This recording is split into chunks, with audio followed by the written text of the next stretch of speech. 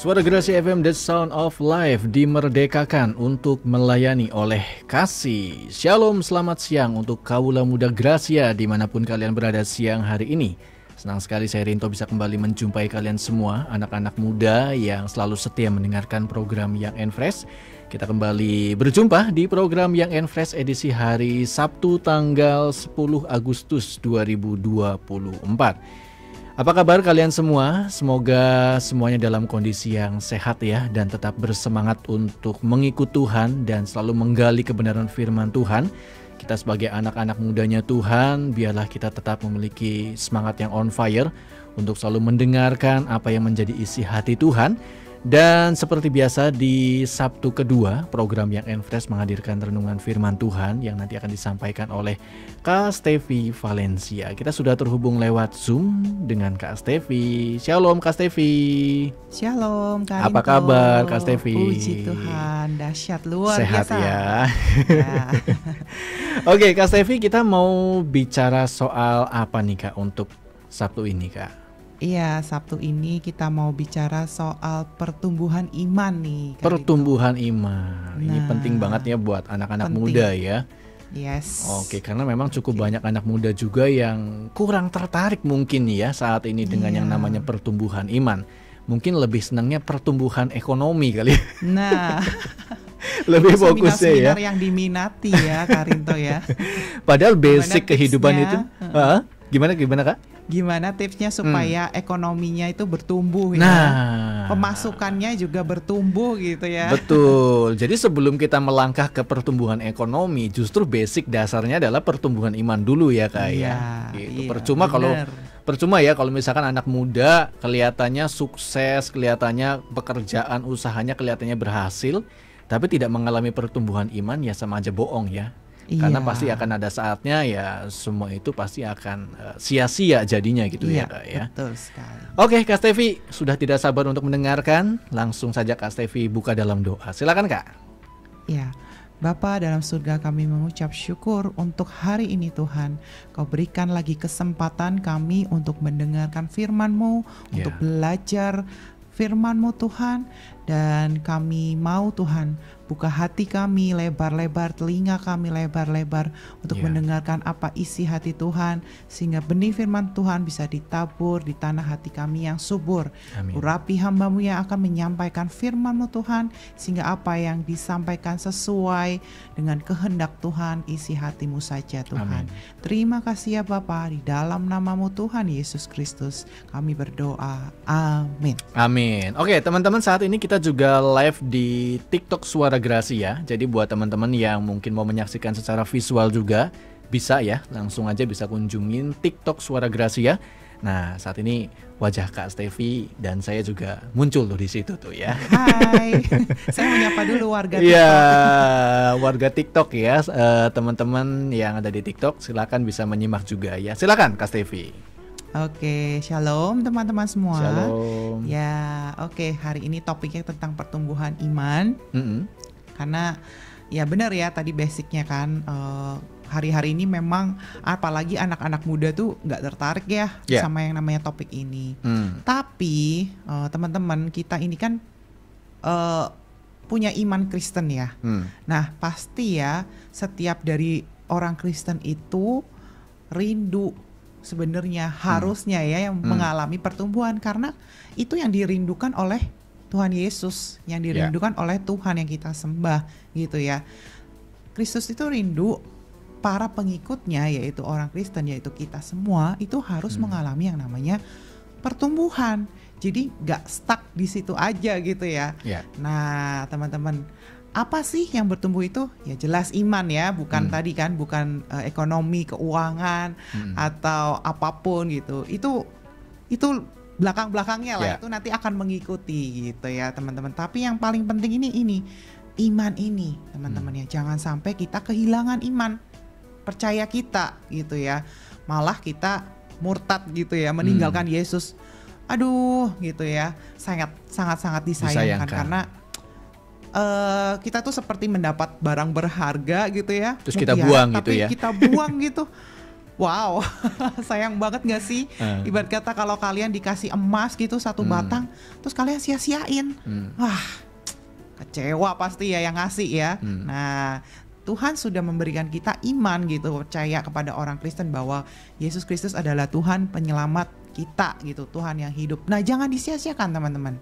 Nah, oke. Sekarang langsung aja ya. Kita mau belajar gimana proses dari pertumbuhan iman nih, Karinto. Ya, kita belajar dari perjalanan iman dari satu orang tokoh bernama Maria dari Betania. Nah, teman-teman perhatikan ya baik-baik. Dalam perjalanan Maria dalam mengenal Yesus ini, kita tahu ya kalau Maria dari Betania itu adalah Maria saudaranya si Marta. Nah, teman-teman ingat kan kisah Maria Marta? Nah, ada di Lukas 10 ayat 38 dan 39. Ya, teman-teman, saya bacain aja ya. Ketika Yesus dan murid-muridnya dalam perjalanan, tibalah ia di sebuah kampung. Seorang perempuan yang bernama Marta menerima dia di rumahnya. Perempuan itu mempunyai seorang saudara bernama Maria. Maria ini duduk dekat kaki Tuhan dan terus mendengarkan perkataannya. Nah, kita tahu bahwa di cerita ini ada dua saudara, kakak adik gitu ya, Marta dan Maria. Nah, si Marta sibuk melayani ya, tapi si Maria apa yang dia lakukan? Dia duduk di dekat kaki Tuhan dan terus mendengarkan perkataannya. Nah, Maria fokus sekali mendengarkan firman Tuhan, sementara Marta sibuk melayani ya, teman-teman ya. Dan ayat selanjutnya berkata, Yesus bilang ke Maria bahwa dia telah memilih bagian yang terbaik yang tidak akan diambil daripadanya. Jadi di sini kita belajar bahwa yang pertama, pertumbuhan iman itu diawali dari mendengarkan dulu. Mendengarkan apa, teman-teman? Mendengarkan firman Tuhan. Ya. Jelas ya, ada ayat tertulis bahwa iman timbul dari apa? Pendengaran akan firman Tuhan. Nah, inilah yang dilakukan Maria, teman-teman. Dia duduk dekat kaki Tuhan, dia gak fokus dengan hal yang lain, dia benar-benar pengen banget dengar suara Tuhan. Apa yang Tuhan katakan dia benar-benar perhatikan dan masuk tuh ke hati Maria lewat pendengaran dia. Ya, berbeda dengan si Marta ya. Makanya si Marta ngomel ya, Tuhan suruh dong Maria bantu-bantu aku gitu ya untuk melayani engkau. Tapi kata Tuhan, loh Maria ini sudah melakukan bagian yang terbaik, malah justru ya mendengarkan firman gitu teman-teman. Nah, selayaknya pohon itu kan pasti mengalami pertumbuhan ya. Untuk menjadi pohon yang besar itu, dari pohon yang besar itu diawali dari yang namanya benih pasti atau biji. Misalkan kalau kita suka makan mangga ya, kita lihat pohon mangga tinggi besar, itu awalnya nggak tiba-tiba celing jadi pohon gitu ya teman-teman ya. Awalnya itu dari biji mangga ya, atau benih pohon mangga. Nah, sama juga dengan pertumbuhan iman teman-teman ya. Diawali dengan taburan benih. Bagaimana kita bisa mendapatkan taburan benih? Yaitu lewat mendengarkan firman Tuhan, teman-teman ya. Makanya setiap kali kita datang ke gereja, kita itu harus berdoa sama Tuhan. Terus minta Tuhan buka hati dan pasang telinga kita lebar-lebar ya. Fokus. Jangan main HP baik. Ya, anak-anak muda denger ya. Jangan WhatsAppan baik ya. WhatsAppan baik gitu. Makanya kalau misalkan lagi ibadah gitu ya di gereja, ini aja coba ya supaya kalian fokus, matikan aja apa? Airplane maksudnya, nyalain mode airplane gitu ya. Jadi kita tuh cuman bisa buka Alkitab terus mendengarkan apa yang hamba Tuhan itu bicarakan gitu. Nah, mungkin kalian bisa beralasan, wah hamba Tuhannya atau pendetanya yang kali ini gak enak kak, ngantuk bawaannya gitu ya. Nah, percaya deh teman-teman, kalau kalian punya niat yang tulus untuk mendengarkan firman, siapapun yang memberitakan firman, ya, mau itu cara pembawaannya lambat, pembawaannya ngegas gitu ya, atau pembawaannya bagaimanapun ya, itu tuh cuman kulit luarnya. Ya, kalau kalian memang fokus ingin mendengarkan firman, pasti kalian akan mendapatkan sesuatu juga kok, ya. Meskipun firman itu misalkan diulang gitu ya, kan seringkali kan kalau misalkan di gereja ada ibadah 1, ibadah 2 ya, Karinto ya. Nah biasanya tuh kalau pendeta tuh suka diulang tuh, ibadah 1, ibadah 2 gitu ya. Nah meskipun kita ibadah 1 nih, kita sudah dengar firman Tuhan, ibadah 2 kita dengar firman yang sama, pasti kita akan mendapatkan sesuatu lagi yang berbeda. Ya? Iya, jangan anggap remeh firman Tuhan. Jangan, ini mah firman udah aku dengar gitu. Kayak kisah ini, Maria dan Marta. Wah ini mah dari sekolah minggu saya udah pernah dengar kak. Khatam ya. Gitu-gitu aja gitu ya. Jangan salah teman-teman. Begitu kita baca lagi ulang, wah Roh Kudus tuh buka-bukakan ya pewahyuan yang baru, ya hikmat yang baru. Dari kisah ini apa yang bisa diambil gitu ya untuk pertumbuhan iman. Itu penting sekali teman-teman ya. Untuk pertumbuhan iman itu diawali dengan mendengarkan dulu ya. Jangan fokus di tampilan luar gitu ya, tapi fokuslah apa yang menjadi intinya, isinya gitu teman-teman ya. Nah, oke, kita lanjut lagi ya teman-teman ya. Setelah itu perjalanan iman apa yang dialami oleh Maria? Nah, setelah peristiwa itu mulailah kisah di mana Maria ini mengalami sesuatu ya tentang imannya ya. Di dalam Yohanes 11 ayat 3 sampai 6. Boleh minta tolong Karinto untuk membacakan? Yohanes 11 ayat 3 sampai 6. Ayat 3 sampai 6 ya. Mulai dari ayat 3. Dan Lazarus yang sakit itu adalah saudaranya. Kedua perempuan itu mengirim kabar kepada Yesus, "Tuhan, dia yang kau kasihi sakit." Kemudian lanjut di ayat keempat. Ketika Yesus mendengar kabar itu, ia berkata, "Penyakit itu tidak akan membawa kematian, tetapi akan menyatakan kemuliaan Allah. Sebab oleh penyakit itu, anak Allah akan dimuliakan." Selanjutnya ayat 5, Yesus memang mengasihi Marta dan kakaknya dan Lazarus.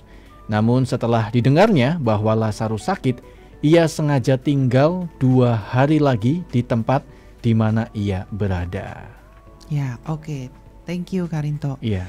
Nah, ketika kita sudah sungguh-sungguh mendengarkan firman Tuhan, mulailah ujian praktek dimulai.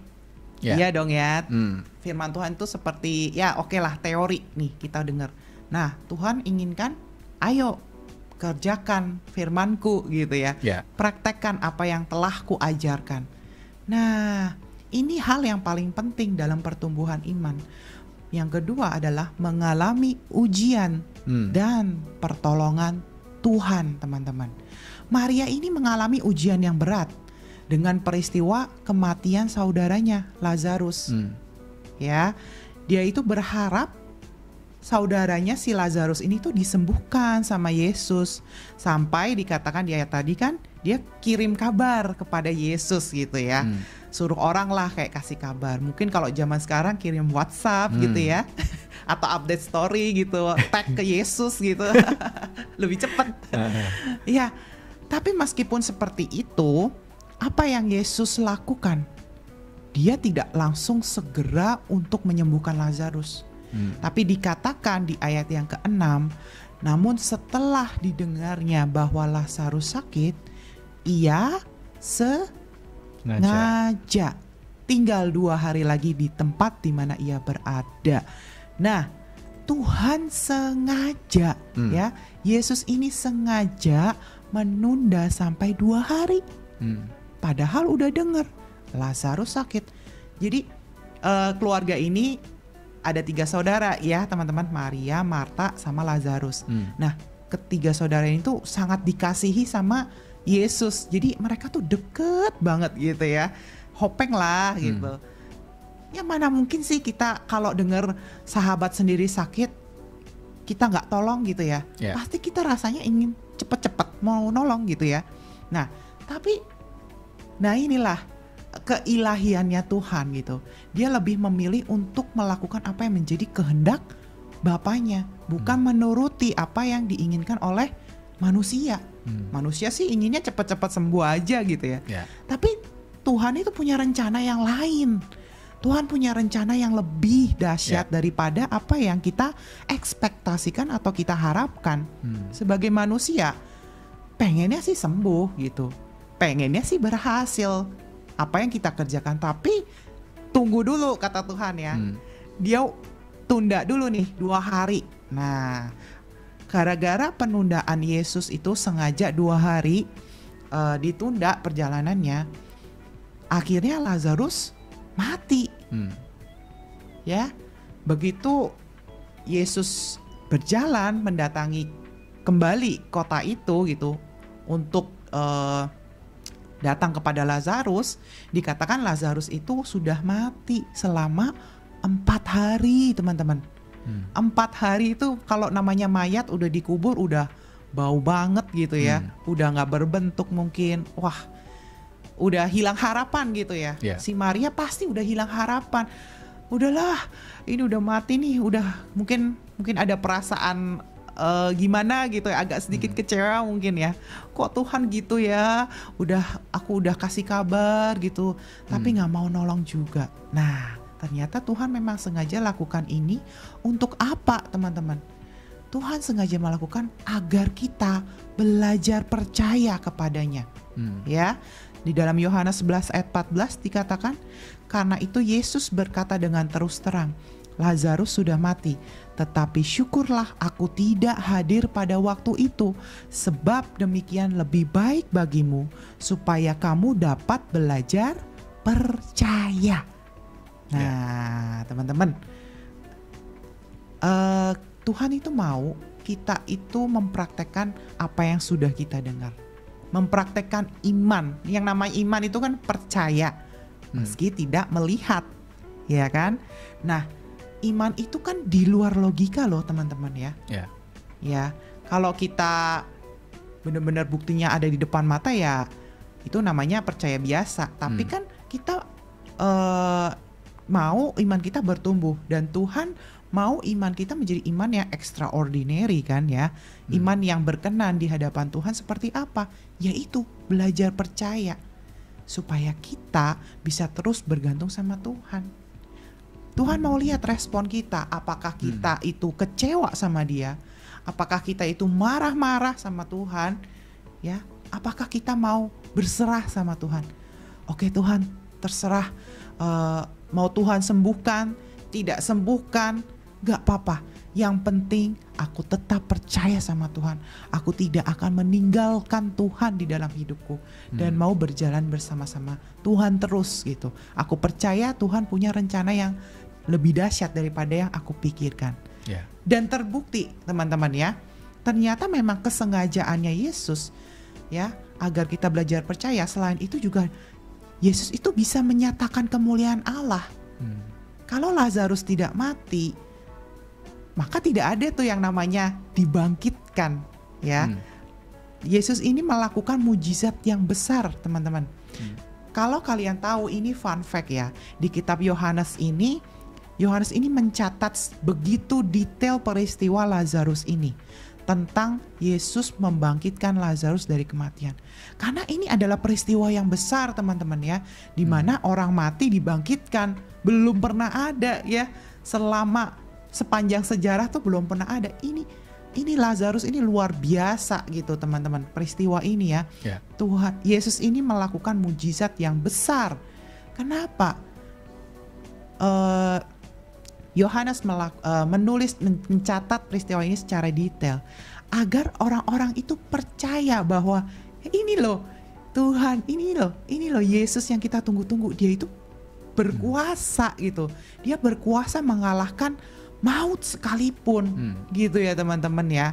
Nah, sabar teman-teman. Ketika Yesus menunda atau sengaja mengizinkan hal-hal yang tidak enak terjadi pada diri kita, tunggu dulu. Jangan buru-buru protes dulu sama Tuhan. Tuhan pasti menyiapkan rencana yang lebih dahsyat, teman-teman. Tuhan ingin menyatakan mujizatnya di dalam hidup kita semua. Ya, kalau nggak ada masalah, mana bisa Tuhan melakukan mujizat gitu ya, teman-teman ya. Pasti harus ada yang namanya ujian dulu, problem dulu, sehingga kita bisa bilang, wow, Tuhan itu benar-benar Tuhan yang hidup. Wow, Tuhan itu Maha Kuasa, ya. Nah, teman-teman, setelah itu, kenapa Tuhan sengaja lagi? Supaya lebih banyak lagi orang yang percaya kepada Yesus. Nah, dalam kisah ini, ketika Lazarus mati itu tuh, ceritanya banyak sekali orang ngumpul di kuburan itu. Karena Maria sama Marta dan Lazarus ini sepertinya mempunyai hubungan yang dekat dan baik dengan tetangganya, dengan koleganya di situ ya. Jadi banyak orang yang ikut sedih juga dengan kematian Lazarus. Nah, inilah waktu yang tepat Yesus menyatakan mujizatnya. Jadi dengan unsur kesengajaannya Yesus, dia tahu bahwa ketika Yesus mengadakan mujizat di situ, wow, efeknya ini, damage-nya ini luar biasa. Ya, kalau dalam istilah marketing tuh getok tular gitu ya. Karinto pernah dengar gak istilah itu? Ya, ini tuh istilah bisnis gitu ya. Jadi sekali digetok gitu, boom gitu, kayak damage-nya tuh gede banget gitu. Jadi akan lahir dari mulut ke mulut, mulut ke mulut, dan itu membuat orang percaya kepada Yesus. Jadi ini efeknya luar biasa dahsyat. Terbukti ya di ayat-ayat selanjutnya dikatakan di cerita ini, sampai para imam-imam itu mau berencana untuk membunuh Lazarus yang telah dibangkitkan sama Yesus itu. Karena apa? Banyak daripada orang Yahudi mulai meninggalkan mereka, imam-imam itu, dan mulai beralih percaya kepada Yesus. Nah, imam-imam itu khawatir gitu. Jangan sampai Yesus ini punya pengikut yang lebih banyak dari kita gitu ya. Jadinya ya Lazarus pengen dibunuh gitu. Sebegitu efeknya gitu loh teman-teman ya. Nah, kita tuh harus ingat, ketika kita diizinkan terjadi hal-hal yang di luar daripada ekspektasi kita atau harapan kita, kita harus ingat bahwa, oh ya, Tuhan sengaja melakukan ini agar aku lebih percaya. Tuhan sengaja melakukan ini supaya dia bisa menyatakan mujizatnya. Dan banyak orang akan bertobat dan mengenal Yesus lewat kesaksian yang akan aku saksikan, lewat hidupku gitu ya teman-teman ya. Nah, sekarang kita pikir-pikir, apa aja ya hal-hal yang Tuhan sengaja biarkan terjadi di dalam hidup kita, di luar ekspektasi kita atau di luar kendali kita. Kehilangan anggota keluarga kah yang dikasihi? Sakit penyakit kah? Atau bisnis bangkrut, usaha gagal saat ini? Kekurangan ekonomi bahkan hingga minus teman-teman? Atau kondisi tubuh yang cacat gitu ya. Nah, apapun itu, ingat hal itu Tuhan sengaja biarkan terjadi untuk membuat iman kita semakin bertumbuh. Percaya sepenuhnya kepada Tuhan ya. Karena ingat, tidak cukup hanya mendengarkan firman saja, tapi yang Tuhan mau lebih daripada itu. Tuhan mau orang-orang terdekatnya punya iman yang semakin kuat. Makanya ia sengaja membiarkan hal-hal yang tidak enak hadir dalam hidup kita, teman-teman ya. Nah, oke, kita lanjut aja ya teman-teman ya. Kalau tadi yang pertama itu dalam pertumbuhan iman kita mendengarkan, yang kedua itu kita mengalami ujian, plus jangan lupa plus pertolongan Tuhan ya. Dan yang ketiga, setelah itu semua, apa yang dilakukan Maria? Nah, step selanjutnya nih, Maria ini keren banget ya. Di dalam Yohanes 12 ayat 1 sampai 5. Ya. Dikatakan 6 hari sebelum Paskah Yesus datang ke Betania, tempat tinggal Lazarus yang dibangkitkan Yesus di antara orang mati. Di situ diadakan perjamuan untuk dia dan Marta melayani Sedang salah seorang yang turut makan dengan Yesus adalah Lazarus. Jadi ceritanya lagi adain perjamuan makan ya, rame-rame. Nah, yang menariknya di sini, apa yang dilakukan Maria? Maka Maria mengambil setengah kati minyak narwastu murni yang mahal harganya, lalu meminyaki Yesus dan menyekanya dengan rambutnya, dan bau minyak semerbak di seluruh rumah itu. Tetapi Yudas Iskariot, seorang dari murid Yesus yang akan segera menyerahkan dia, berkata, "Mengapa minyak narwastu ini tidak dijual 300 dinar dan uangnya diberikan kepada orang miskin?"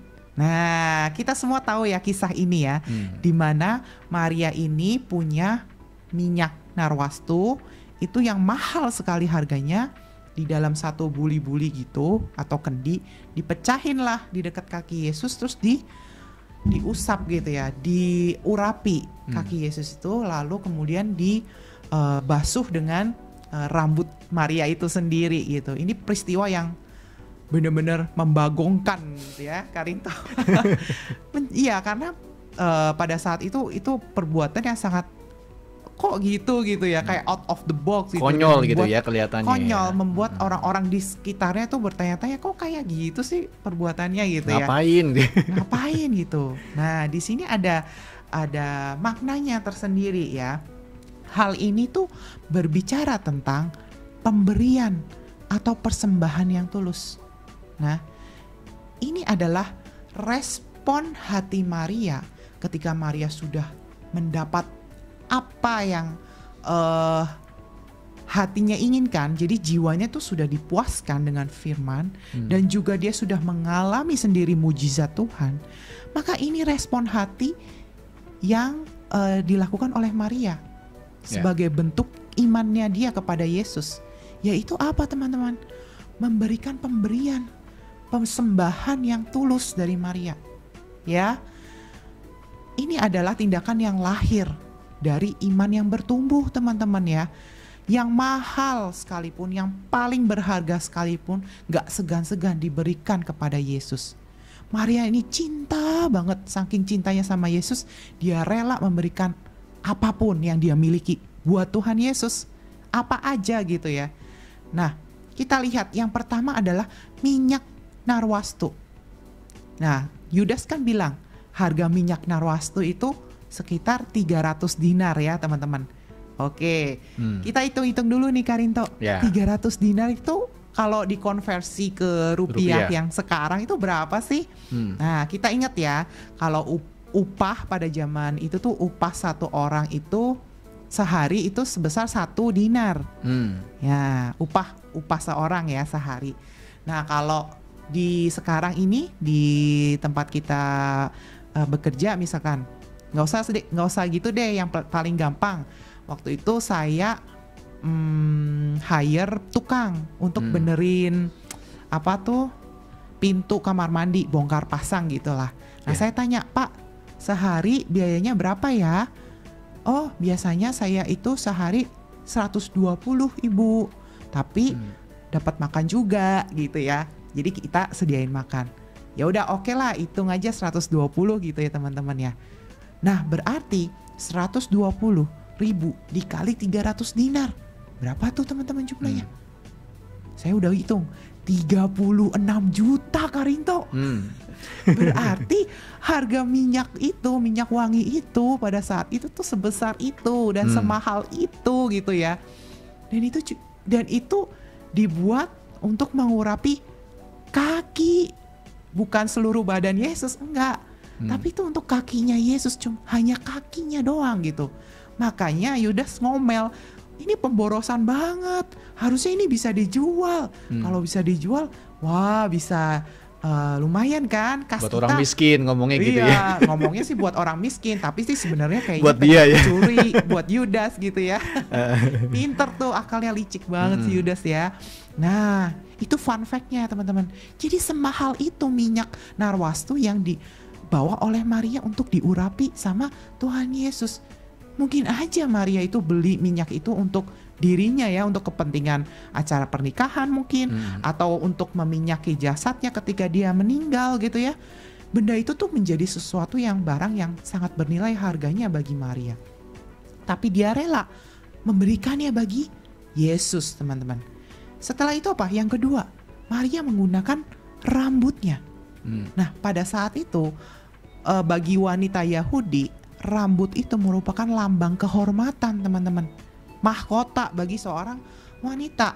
Makanya tradisi Yahudi itu mengharuskan wanita menutupi kepalanya dengan kerudung ya, atau shawl gitu ya, teman-teman. Nah, merupakan suatu kehinaan kalau wanita dewasa kelihatan rambutnya di muka umum gitu ya. Nah, Maria ini tuh bukan saja memperlihatkan rambutnya di muka orang-orang yang ada di perjamuan itu.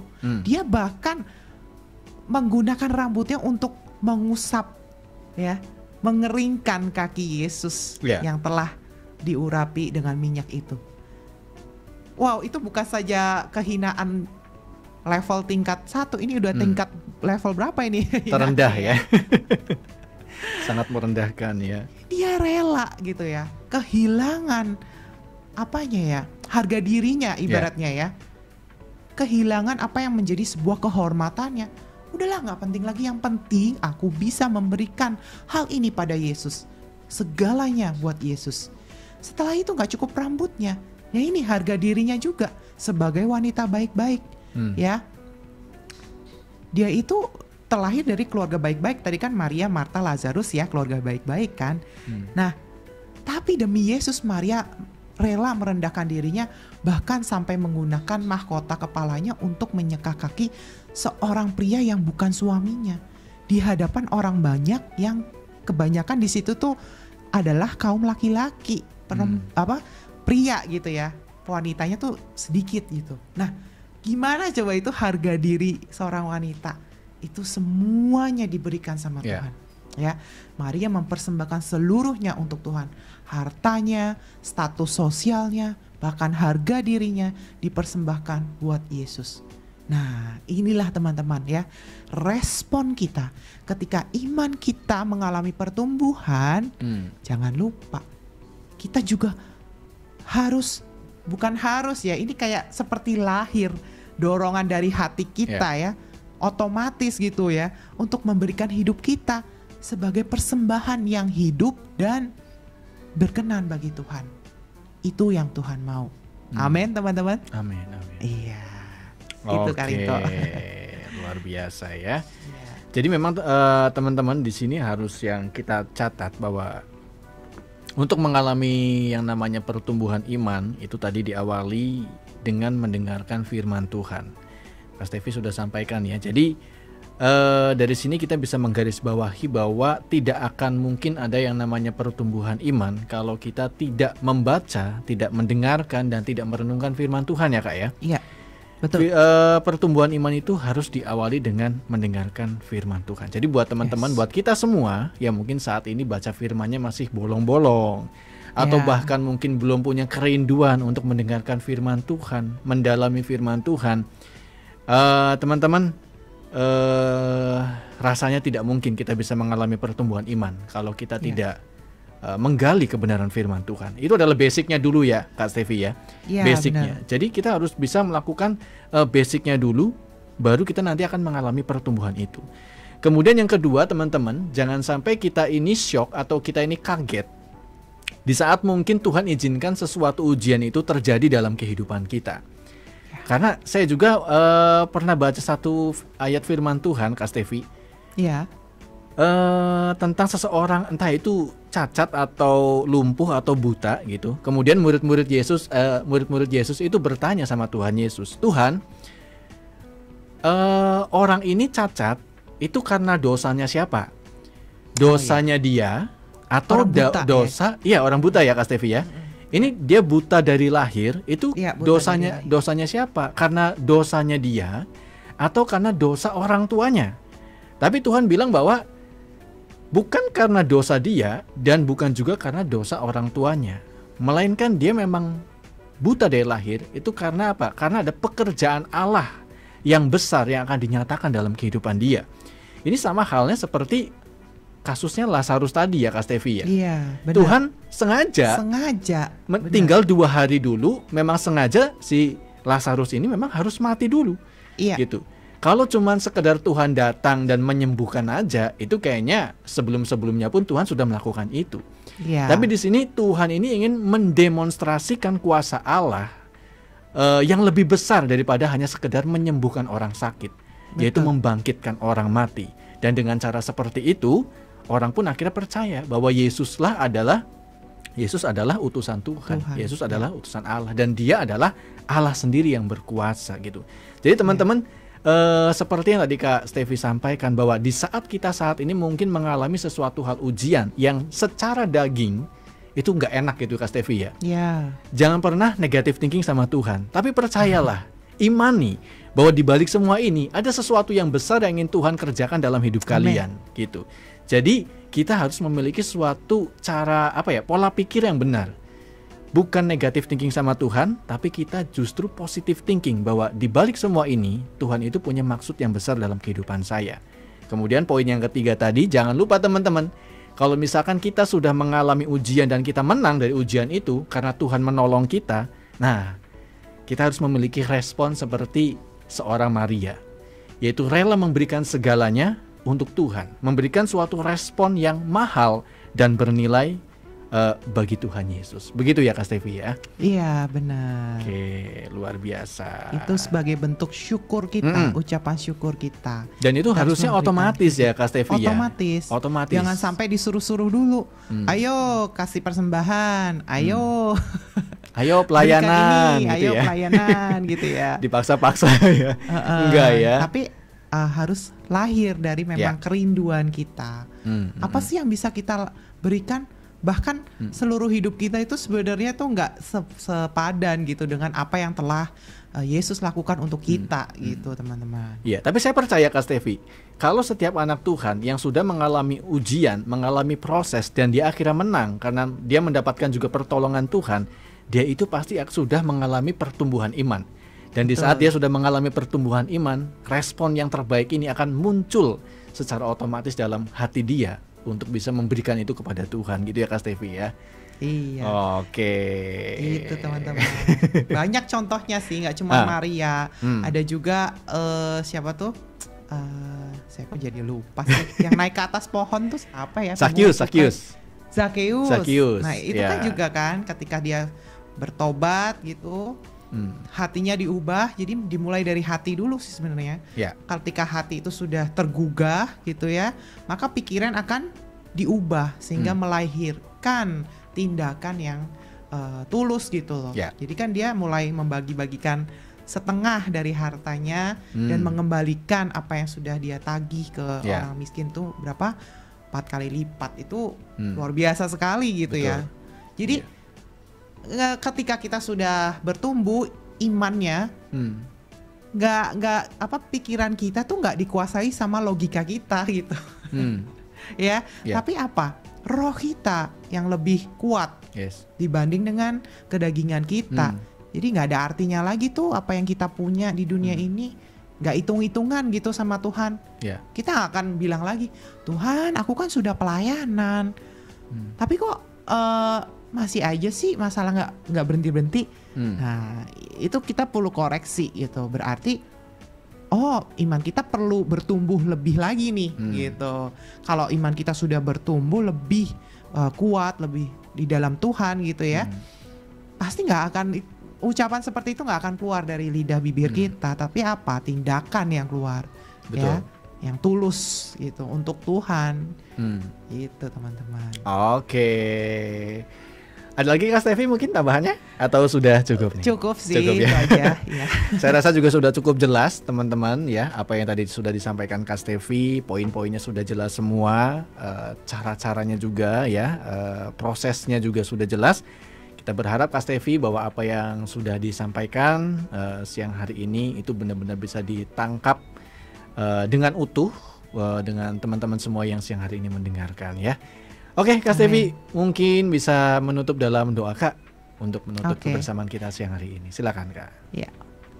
Bapa, terima kasih untuk kebenaran firman-Mu Tuhan yang membukakan hati dan pikiran kami Tuhan. Kami mau Tuhan melakukan setiap daripada firman Tuhan yang telah kami dengarkan saat ini Tuhan. Ya. Kami mohon ampun Tuhan ketika kami mengalami ujian ataupun kesesakan dalam hidup kami, seringkali menggerutu, bersungut-sungut, bahkan mungkin kecewa Tuhan. Tetapi kami mau meninggalkan itu semua. Kami mau tetap bersyukur dan berkata bahwa Tuhan itu baik. Amin. Tuhan itu Allah yang hidup. Tuhan itu Allah yang menyediakan segala sesuatunya bagi kami. Dan Tuhan itu adalah Allah yang tahu akan masa depan kami. Dan yang terbaik bagi diri kami Tuhan. Kami mau mengalami pertumbuhan iman ini Tuhan. Kami gak mau iman kami gitu-gitu aja. Tapi kami mau sebagai umat Kristen, umat pengikut Kristus, kami mau mengalami pertumbuhan yang signifikan Tuhan. Iman kami memiliki iman yang radikal Tuhan. Seperti halnya sama dengan Maria ini Tuhan. Kami belajar dari Maria ini Tuhan, agar kami bisa melakukan Tuhan sesuai dengan apa yang Engkau mau Tuhan. Amin. Dan iman kami ini terbukti Tuhan, bahwa lewat keimanan kami banyak orang juga dapat percaya kepada Tuhan Yesus Juru Selamat kami. Dan kami pun bisa mempersembahkan yang terbaik dari diri kami untuk Engkau Tuhan. Terima kasih ya Bapa, kami sungguh mengucap syukur untuk kebenaran firman-Mu pada hari ini. Di dalam nama Tuhan Yesus Kristus kami berdoa dan mengucap syukur. Haleluya. Amin. Amin. Oke, Kak Stevi, boleh sedikit informasikan Kak untuk ibadah Teens and Youth PPL Cirebon Kak? Ya. Oke, baik teman-teman yang belum memiliki komunitas anak-anak muda dari usia remaja sampai pemuda, boleh ayo segera gabung ke komunitas Teens and Youth PPL Cirebon. Alamatnya ada di Jalan Tuparef nomor 20B. Ya, kita sering adain ibadah bersama gitu ya teman-teman, setiap hari Minggu jam 4 sore. Jangan lupa hadir ya teman-teman ya. Oke, hari Minggu jam 4 sore ya teman-teman ya. Buat kalian yang belum punya komunitas bisa langsung bergabung. Nanti ada Kak Stevi di sana ya. Ya, ada Karinto juga nih. Oke, Kak Stevi, makasih banyak buat renungan Sama-sama. firman Tuhan yang sudah dibagikan buat kita semua. Sangat memberkati. Dan Puji terus Tuhan. doakan kami semua ya Kak ya. Baik saya pribadi dan juga teman-teman semua yang sudah mendengarkan, supaya apa yang tadi sudah disampaikan tidak menjadi sia-sia, tapi benar-benar tertanam dengan baik di setiap hati pendengar ya. Kak Stevi, kita ketemu lagi bulan depan di Sabtu yang kedua dengan tema yang lebih dahsyat lagi. Terima kasih banyak Kak Stevi. Tuhan memberkati. Sama-sama, God bless. Shalom. Oke teman-teman, tidak terasa perjumpaan kita harus berakhir di sini. Saya ucapkan terima kasih buat kalian semua yang selalu setia bersama dengan Radio Suara Gracia. Ikuti terus program Young and Fresh yang dihadirkan setiap hari Sabtu untuk kalian semua, anak-anak muda yang haus akan kebenaran firman Tuhan. Dan saya percaya bahwa apa yang sudah disampaikan itu semua boleh memberkati kalian semua. Akhirnya saya Rinto yang bertugas pamit undur diri. Saya ucapkan selamat siang dan Tuhan memberkati.